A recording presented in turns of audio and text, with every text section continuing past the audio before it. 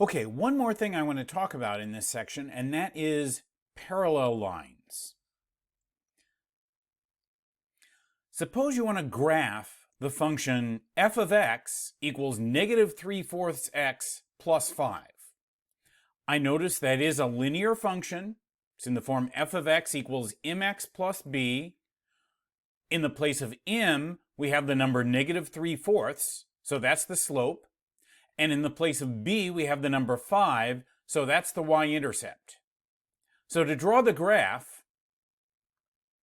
I can start at the y-intercept, the point on the y-axis where y is 5, and then since the slope is negative 3/4, I can go down 3 and over 4. Rise over run is negative 3/4. That would get me to another point on the line, so then I can just draw the line that goes in that direction. Now let's draw the graph of the function f of x equals negative 3/4 x minus 1.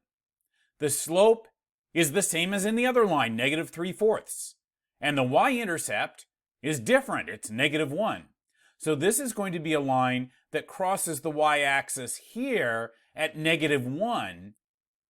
And then from there, if we went down 3 and over 4, that would be where that line's going. Now notice that these lines are both going the same direction, which means that they are parallel to one another. Parallel lines go in the same direction, and that means that they have the same slope. So, let's try this. Find an equation for the line through the point 2, negative 10, parallel to f of x equals negative 3x plus 17. Write the equation using function notation.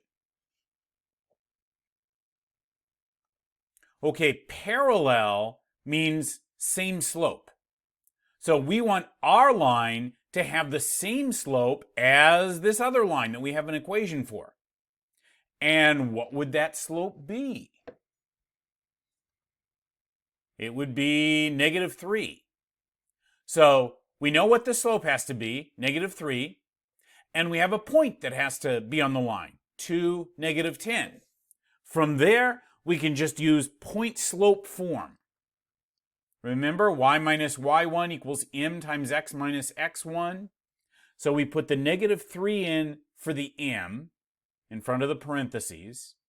We put the 2 in for the x1, so it goes with the x. And we put the negative 10 in for the y1, so it goes with the y.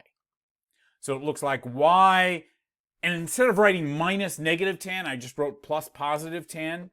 Y plus 10 equals negative 3 times x minus 2.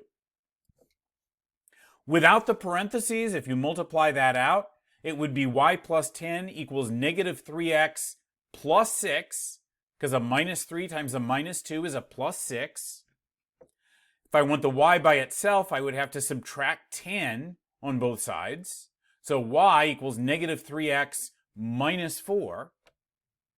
And we wanted it in function notation, so just write that with f of x instead of y. So f of x equals negative 3x minus 4. And that is what we were asked to find. That's the answer. Now, I'm really only worried about parallel lines, but you might also want to know about perpendicular lines. Perpendicular lines are lines that cross one another at right angles. If one's going straight up and down, the other's going straight across. If one of them's going at an angle, the other's going at a different angle, but they cross at a 90-degree or right angle to one another. And in that case, their slopes would be opposite reciprocals of one another. Opposite means that if one is positive, the other is negative.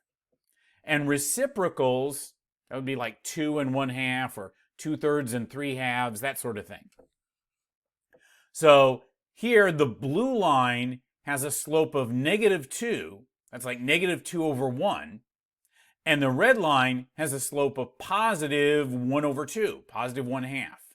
And they are perpendicular to one another.